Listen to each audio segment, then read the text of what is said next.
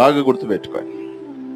చిన్నదైనా పెద్దదైనా విలువైందిగా చూడాలి. ఎప్పుడైనా మన ఎదుట నిలబడినటువంటి శత్రువు, ఉదాహరణకి పోటీలకు నిలబడ్డారు అనుకోండి, వాళ్ళు మనకంటే చిన్న వయసు వాళ్ళు కాబట్టి వాళ్ళే గెలవనీలే అనుకుంటామా?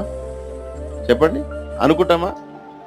చిన్నవాళ్ళైనా సరే పెద్దవాళ్ళైనా సరే పోటీకి వచ్చినంటే పోటీ, అవునా?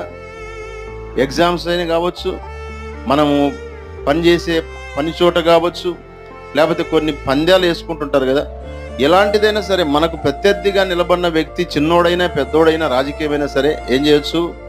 పోటాపోటీగా ఖచ్చితంగా పోటీ పడవలసిందే. కొంచెం నిర్లక్ష్యంగా ఉన్నాం అనుకోండి, ఖచ్చితంగా మనం ఏమైపోతాం? ఓడిపోయే అవకాశం ఉంది.